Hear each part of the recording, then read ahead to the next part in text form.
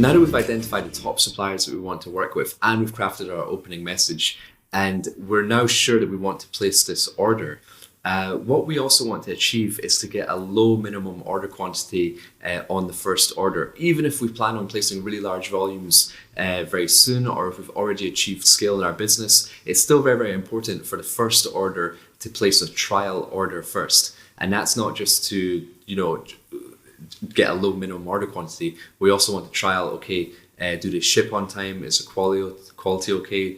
Do they pass their third-party inspections? Do they clear customs okay? So we're just really giving them the test first to make sure that they can meet our requirements. And then after we've gone through the order process fine, we've had the goods delivered into Amazon, we didn't have many negative reviews or any returns. So we're like, okay, cool. This is a supplier which passed the test. We can build and grow with them. So now we want to go and place those larger orders. But first, we want that trial order, which is typically going to be a low MOQ. So in this video, I'm going to share with you my strategies of how we can get a low minimum order quantity without inflating the price. So let's get into it.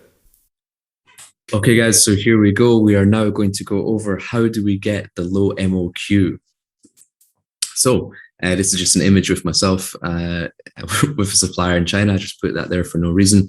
But let's just go on to the MOQ. So my first point is, in order to get low MOQ, minimum order quantity, the best way to do this is to show our strength and leverage and make the supplier want to work with you. Now, we covered this in the supplier outreach video. We mentioned a little bit about ourselves. I'm going to go into a little bit more detail here. So how can we build strength? How can we show leverage? How can we make the supplier want to work with us, even if we're just established?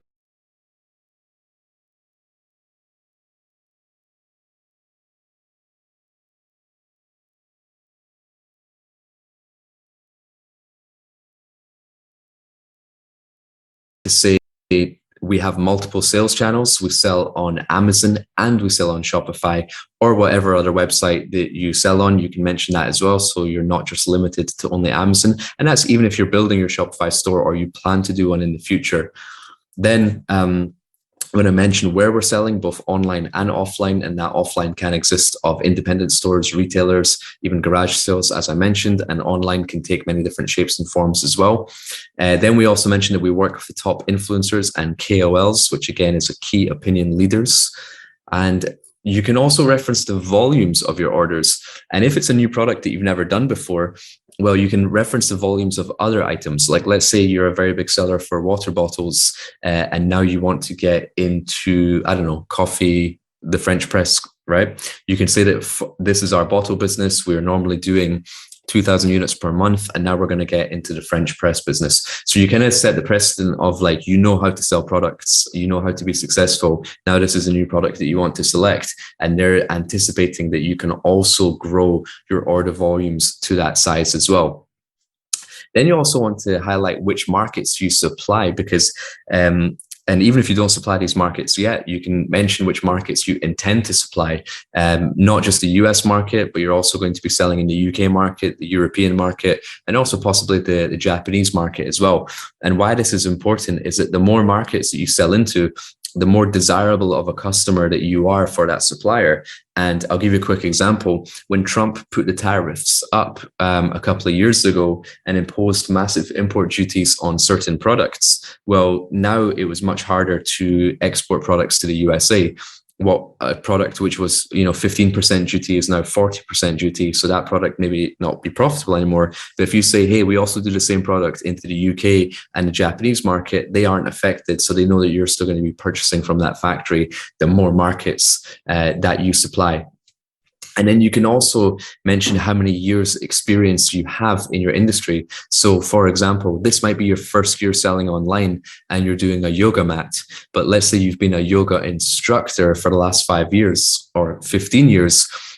You say that I have 15 years experience with this product. So they're not only looking at you like, okay, you're a very serious customer, but you're also someone which can help them improve the product as well, because you are a product practitioner and you know a lot about this product as well. So that's very valuable to them. So the things that we've covered here in order to show our strength and show our leverage makes the supplier want to feel like, okay, this is a customer I want to work with.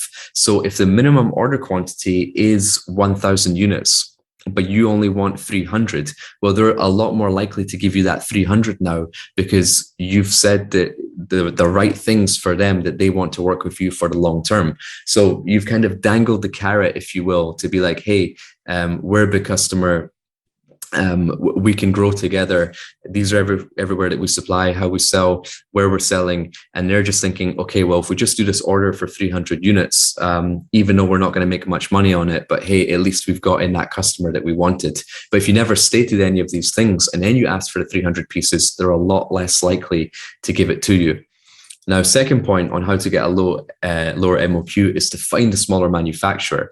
And if you go on Alibaba.com and kind of the process that we went through before, on the left side of the screen, right at the bottom, you'll see this image here, which is a number of employees. And you can sort of click on if you want the factory with 5 to 10 employees or 11 to 50 employees. And generally, when you want a lower MOQ, this is a time where you click on the factories which have less people and less workers in it. Because if they're a small factory with only 10 employees, they're a lot more likely to do that smaller order quantity for you, because they're also a small manufacturer and they want to grow and they want to build with you. But if you find a factory which has got 2,000 employees, they have certain systems in place and certain procedures that it's not even in their capability to manufacture just 300 units, because it takes so long to train the production line of how to make something. And by the time they make 300 units, it's done in a few hours, that it didn't make sense for the workers to go through that training just to work for half a day. So, you know what I mean? You can get the lower MOQ from generally the smaller manufacturers. Here's a couple more images.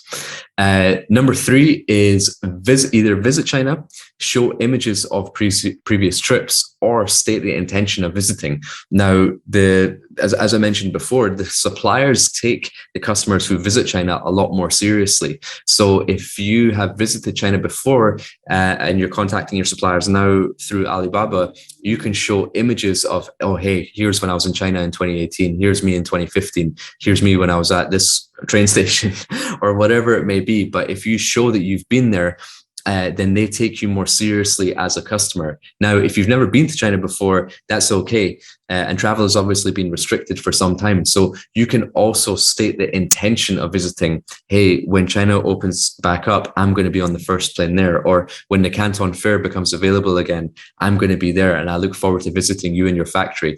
And then now that's them taking you more seriously. And the more serious that they take you, the more they want to work with you. The more they want to work with you, the lower MOQ that they're going to give you. And then here's a really important point. Number 4, I always like to say that the first order is a trial order, right? And this is super, super important. And this is not only just a tactic to get a low MOQ, it's actually just very important in business in general. Even if you wanted to order 5,000 pieces, if it's your first time working with that supplier, it should be a trial order. Or if it's your first time doing this new product with an existing supplier, it should be a trial order. And the trial order is there in place to make sure that not only that the quality is fine, but also does the supplier ship on time? Do they pass a third-party inspection? Does the goods get cleared through customs okay? If I have any returns, does the supplier take responsibility for it? And these are the little tests that you have to give the supplier, that once they pass all these tests and you've done your order for 300 pieces or 500 pieces, but now you can go back and give the big order for like 2,000 pieces because they've passed all those tests. So whether you want a low minimum order quantity or not, it's very, very important to mention that you want the trial order. But if you didn't want a trial order and you just want a low MOQ, saying that you want a trial order is a very good way to disguise that you want a low MOQ, because, hey, I was willing to place an order for 2,000 pieces, but I have to do a trial order first. And they understand that, and therefore they will give you that lower minimum order quantity. Next, I would also like to ask the suppliers, what materials are you holding in stock? Because you can see in the image on the top right, I'm going through some different materials, and I was choosing different materials here for a backpack that I was developing. And just bear in mind that factories hold so much material in stock because they know they have regular production for many different brands, that they know that every year they order 20,000 units. So they might hold materials for 100,000 units in stock because they bulk purchased it, and they know over time that material is going to get used. The same way that customers might also cancel orders. One customer might place an order for 10,000 pieces, but whatever happened, they went out of business or they chose to go with a different product and they canceled the order after they placed the deposit. Well, when the manufacturer received that deposit, then they went and ordered all the materials. So they're now holding those materials in stock and they have to get rid of them at a cut price. So if you ever want a low minimum order quantity, I would also ask the suppliers, hey, which materials are you holding in stock? And normally the minimum order quantity is there because they have to go and buy the minimum fabric. And the minimum fabric is on a fabric roll, it's 1.5 meters wide and 1,000 yards long. And they calculate with that 1.5 meter roll how many pieces of your product that they can manufacture. And that is your MOQ. Now, if you're using material which they already hold in stock, then they don't have to go and buy any material. So your minimum order quantity can be as small as you want, whether it's 30 pieces, 80 pieces, 150 pieces, as long as you're using materials that they hold in stock. So you can always ask them, okay, I know you can't do the MOQ, but what stock materials can I use? And then that's a good way to lower your initial order quantity. And a good one is that it's always so important to ask the supplier to explain the minimum order quantity. Why is it that, like, if they say the MOQ is 1,500 pieces, rather than saying, oh, sorry, that's too much for me, just say, okay, that's interesting. Can you let me know why it's 1,500 pieces? And then they get granular and they give you the reason why. And then through that, you can actually solve the issue for them. For example, they might say, oh yeah, well, the packaging that you want, the packaging box manufacturer gives us a minimum of 1,500 pieces. The product itself is only 500 pieces, but the packaging is 1,500. So we're obviously not going to sell that packaging to anyone else. So that's why your MOQ is 1,500 pieces. I would say, oh, really? Well, that's interesting because I actually only want 500 pieces. I understand your minimum order quantity for the packaging is 1,500 pieces. And if you want, I'll pay for the 1,500 pieces of the packaging. Keep that in your warehouse, ship out the 500 pieces that I need, and then you hold that 1,000 pieces of extra packaging in your warehouse, which I've already paid for. And then when you go back to reorder that item, you've already paid for the packaging and it's already sitting there. So it's already there for you, good to go. But you've solved your issue of the minimum order quantity just because you asked them to explain why the MOQ is like that. So you can get a lot of insight and you can get a lot of information from your manufacturer just by simply asking why. And step 7, my final step, is really consider how much customization you require on the product. For example, if you want this custom Scottish tartan material, they know that they can't use that material for anyone else because that's highly customized and that's only for you. So they're going to give you the actual fabric minimums, as I mentioned before. But if you say, right, we just want this blue fabric, we're not too fussed about what type of blue it is, just what blue can you offer us? They're thinking, well, okay, even if we get left over with, if the minimum order quantity for the fabric is 1,000 units and they only order 500, okay, we're going to get left with 500 products worth of blue fabric. But hey, blue is quite a popular color, so we can probably sell that to someone else and we can use it on other products. So okay, we'll do the 500 pieces on the blue. So that way you've managed to reduce the minimum order quantity because you didn't ask for something too customized. As you get bigger and as your orders start to grow and as you start to order more than the minimum order quantity, that's when you should start to get customized to exactly what you want. But as you're growing and as you're building and as you're scaling, you might want to consider just having a less customized product in order to get a lower minimum order quantity. So those are the top 7 tips on how to get a low minimum order quantity. And I look forward to seeing you in the next lesson.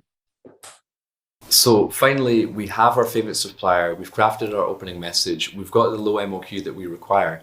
And now what we really want to establish is, are we getting the best price for this product? So how do we find out what is the best price?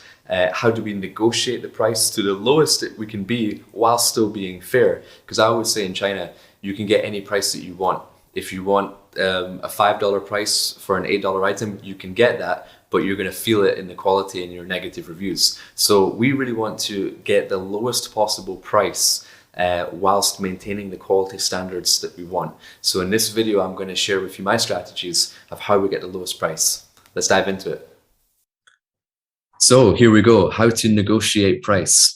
Again, I've got a couple of images with a few of my suppliers, a few of my friends in China. And the top right, that's me and my brother having dinner with one of our suppliers in Guangzhou after a long day at the fair. So the first point, imitate and innovate. This is a good way to get a price, because what I like to say is, first of all, I don't like to copy products. I don't like to just take what someone else is doing and sell that, because it's a race to the bottom in terms of price. But what I do like to do is take a concept that already works and innovate on top of it, which is what I mean by imitate and innovate. I have to bring something out to the market which I know is better than what already exists out there. But the reason that I would take a concept that already works, and I would only do this from a product that I've seen from a certain factory, is that they've already made this product. So they've already gone through all the teething issues and the teething problems of when they were doing the cutting patterns, like let's say it's a backpack, when they were making the back panel, when they were adding the foam in the shoulder straps, when they were adding the waterproof coating, when they were adding the inside lining, they've already figured all that out, and they've already made all the cutting patterns. They've already shaped all the molds for cutting the fabric. So now you're saying, okay, I like this product, but I want to add an additional layer of waterproof coating, or I want to add a rain cover that comes out of the bottom, which can cover the bag, or I want to change the color to a sandy desert color because I want to sell this to a market in the Middle East, which they go out into the desert. So you can innovate on top of a concept that already works, but you're not going to get charged the development cost of it because someone has already gone through developing that item and you've just made a change on top of it. So that is a good way to get an existing product at a low price and not have to pay for the development costs. Then I would also say work in partnership with your supplier and work with suppliers for the long term. And we covered this in the reach out message. I made it very clear that about those words, long term, and the suppliers like those customers who work in partnership and they work in the long term. So they're not thinking, a supplier is not thinking, right, how much money am I going to make from this order? They're thinking about how much money am I going to make from this customer over the next 3, 5, 10 years. And when you stipulate we're going to be working together for the long term, they're thinking about 5 to 10 years worth of orders, not maximize profit on the first order. So they don't mind to give you the fair price. They don't mind to give you a good price for you because they want to lock you in as a customer. But the key is to having those key words of partnership and long term and make that explicitly clear. And once you use those words, just watch how happy your supplier gets. And if you've ever seen much of my content before, you'll see how much I stress the importance of building relationships with your suppliers. Now, the best way to build these relationships, as you can see from the images, is going to China and doing it face-to-face or going to trade shows and things like that. But you can also build relationships via WeChat. And for those of you who don't know, WeChat is an application on your phone. That's the Chinese equivalent to Facebook Messenger or WhatsApp or anything like this. And while you want to have all your formal conversations on email where you're confirming the price and the delivery date and showing images of the product, I use WeChat to build up my relationship. And I'll have conversations like, hey, how was your weekend? What did you get up to? Can you send me some photos of what a typical Chinese dinner looks like? Hey, this is me and my friends. We're at the game. And it's like you want to get comfortable with just having text conversations with them so that when you have something quick that you need to resolve, like, oh, hey, these goods need to ship out next week. Can you just go down to the factory real quick and share a video with me of that the goods are ready? You've already got that relationship with them on WeChat. And the better relationships that you have with the supplier, the better price that you're going to get. Because at the end of the day, people do business with people. And once you develop that closeness with your supplier, I'll give you an example. One of my suppliers turned into becoming one of my best friends. And he asked me to name his child because they give their child a Chinese name and also an English name. He asked me to name his child in English. And what a great privilege and honor for me. But I'm thinking, well, this is a guy who likes me enough to allow me to name his child. He's not going to screw me on the price when I'm buying products from his factory, right? So that all came from building relationships over time and sharing experiences together. And WeChat is the best way for you to start to build those relationships. And as you grow them over the months and over the years, you can start to see that you actually will get the best prices for your products. And it's actually just a lot of fun as well to be in business with people that you get along with. Next, to get a low price, you also want to ask what materials that they're holding in stock. And we touched on this in the last lesson when we were referring to getting a low MOQ, that you want to ask what materials they're holding in stock. Well, same goes for the price as well.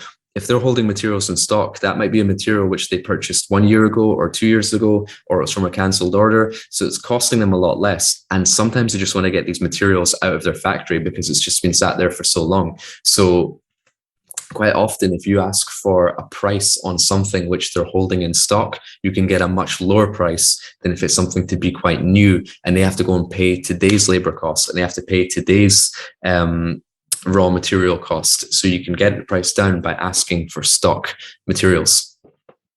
Oh, that's the WeChat logo, which has just decided to appear now. If you're looking in the App Store to download the app WeChat, that's what it looks like. My next point on how to get a low price is to, and this is probably the most important out of the 10 points which I'm going to go over, is get the full specification sheet and compare apples with apples. And I'm going to show you an example of what a specification sheet looks like on the next slide. But the reason why I say is get the full specification sheet is, let's take an example of a furniture chair, an outdoor furniture chair, right?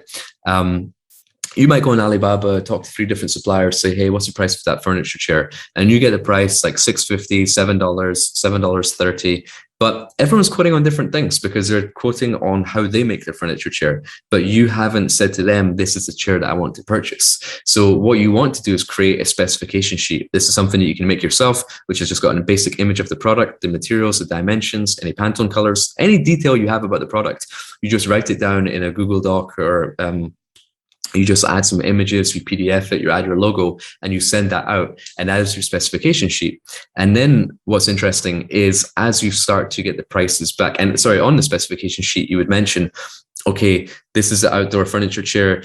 We're using steel tubing. This is the thickness of the steel. This is the dimensions of the chair, 40 by 80 centimeters. The chair material is 600D polyester. And you've given all these specifications. So everyone is quoting on the exact same thing. But before, supplier A was quoting for aluminium tubing and supplier B was quoting for steel tubing. Supplier C was quoting for nylon fabric, but supplier B was quoting for polyester fabric. So even though the products look the same on an image, they're actually completely different specifications. So it's so important to have a specification sheet. And you don't necessarily have to make the specification sheet yourself. You could also take a product you like from online, from Alibaba, ask them, can I get the specification sheet of that product? And then you take it and you just delete their company information. You add your logo on top, you change a couple words, you PDF it, and then you send out that document to the top 5 suppliers that you identified.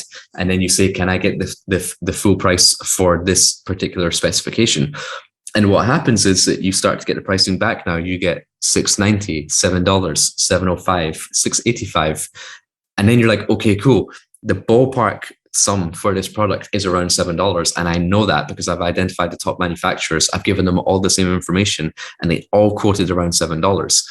That way, if someone gives you a price for $4, you know that's an outlier because that's someone who's giving you a price which is too good to be true, and they're going to take shortcuts in the quality, and you're going to feel that later on in negative reviews and returns. The same way, if someone gives you a price of $12, they're trying to take advantage and they're going to add a much higher margin onto the price, but you know that price is not true, because you figured out what is the exact cost of goods. And then when you do want to negotiate price, you can negotiate it in a fair way because you know that the ballpark price for that product is $7.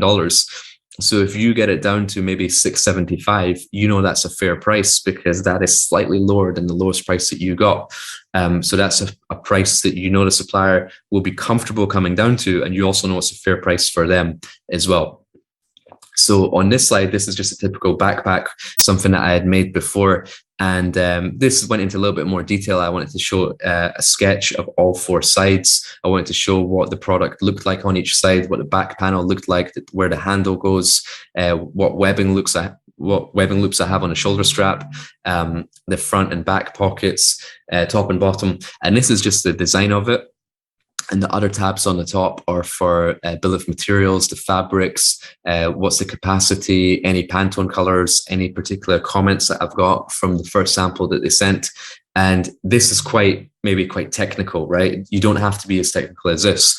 You can also ask your factory to get their quote sheet. And this is what a quote sheet looks like. This is just a sample of the item number, a picture of the item, and then, apologies, the wording is a little bit blurry here, but it's got some of the specifications, the dimensions, the materials, the testing it has, how the logo is printed on, how it's packaged, how many units come in a carton, what the quantity is. And then you know that, okay, if I use the specification and I send that to other suppliers, well, now I know everyone's quoting for the same thing and you're getting the right price. So this is the most important takeaway, I think, from this lesson, is that really get the specification sheet, really understand how much is the cost of the product that you're looking for, compare all your quotes, and then you're in a position to negotiate from there. So here's another image of me in a factory making an item, and that's another supplier. I don't know why I'm holding a teddy bear in a tea shop, but I am. But that was a great night anyway.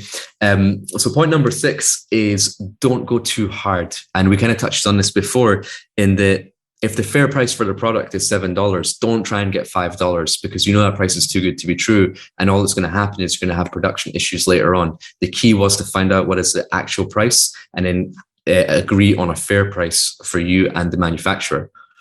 Now, another tactic that I like to use is something called upsell quantity. And what I mean by this is that you ask the supplier, what is the MOQ? Let's say, for example, they say it's 1,000 pieces. Well, I'm going to say, okay, cool. Can you give me the price for this product for 1,000 pieces, 5,000 pieces, and 10,000 pieces? And even though my intention was always to order 1,000 pieces, I want to see what is their cost of 5,000 and 10,000, because remember, all these prices are above the MOQ. I've already hit their minimum order quantity. So now when I see what is their price for 5,000 pieces and 10,000 pieces, I know that's the lowest price they're willing to go to. And now I'll use that in my negotiation, and I'll say, let's say, for example, the price for 1,000 pieces is $7 and the price for 10,000 pieces is $6. I'll say to the supplier, hey, I'm only going to be placing $1,000 pieces for this order because it's a trial order. However, I anticipate that this year, if everything goes well with this order, that in several orders time, I'll be placing 10,000 pieces per order. But what I really need from you is to give me the price for 10,000 pieces, but I'm only placing the trial order of 1,000 pieces. And why I ask this is that this is turning into quite a competitive product in my market. And if I can make a cost saving here, if you could be so generous to give me the price for 10,000 pieces, what I can do is I'll pass that price saving on to my customer, and I will enter the market at the lowest possible price. And for that reason, I'll be able to gain more sales more quickly. I'll be able to gain market share. And then as a result, I'll be able to come back with that larger order for 10,000 pieces much quicker, because I've been able to sell more products, because I'm able to offer them a lower price. And the supplier may not give you that $6 price, but they might go halfway and give you $6.50. And you know that that was something that they were willing to go to, because you saw how low they were willing to take their price based on the different quantity levels. So I call that upsell quantity. That's something I've been doing for quite a while, which I've had quite a lot of success with. So I just wanted to share that with you. You want to ask for the price in 3 different price brackets, and then you want to use that in your negotiation. Another good thing is that you could explain who your customers are and ask for credit. And what I mean by this is that the suppliers don't necessarily know where you're selling, right? So if you're selling on Amazon, sometimes Amazon pays you every 2 weeks, or they pay you at the end of the month. Or if you supply a retailer, retailers can take up to 60 or 90 days to pay you. And for that reason, sometimes your suppliers don't know that. And you have, let's say you pay your deposit on your stock 2 months before, so you start the production 2 months later, it's ready. So you've paid your deposit, and then you have your production 2 months later. Then you supply to your customer, which is your retailer, and you get paid by your retailer 3 months later. So from when you've paid your initial deposit to when you've been paid by your customer has been 5 months. And suppliers don't know sometimes the burden that causes on our cash flow. So if you say, hey, look, these are my customers, this is who I'm supplying, Amazon pays me at the end of the month, my other retailer customer pays me 3 months later, if you could be so kind as to give me credit on my order, and charge, I can pay the invoice 30 days after the goods have been received, or if you can reduce the deposit amount to 10% and 50% when the goods ship, and the remaining 40% 30 days later. They're a lot more open to this after you've explained who you supply. But it's very unlikely that you get this on your first order. You need a couple of orders to go through to show that you're a serious customer and your orders are continuing and your orders are increasing. And then you can start to ask for credit. That could be credit, or it could be a price decrease as well. And next, what I would say is choose your partner wisely. And what I mean by this is that, as I said, you're going to be working with these guys for the long term. You're going to be working for the next, 3, 5, 10 years with these particular suppliers. You're going to be visiting China. You're going to be going out for dinner together. You're going to be emailing every 5 or 6 days. So why not get into business with someone that you actually get along with, right?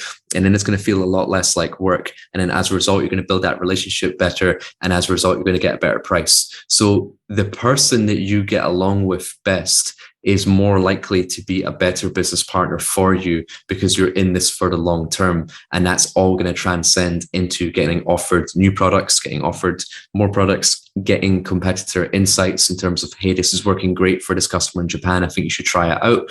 And as well as getting a lower price as well. And the other thing I would say is that you have to monitor the exchange rates, and also we all know about the cost of freight, how it's increased so much in 2021 and at the back end of 2020.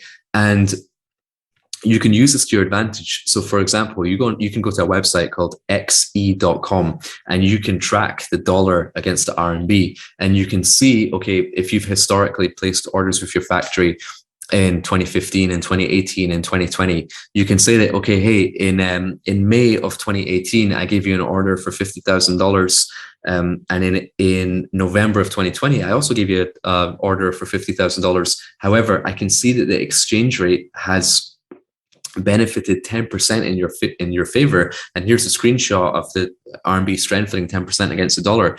Therefore, you've made an extra $5,000 just on the exchange rate alone.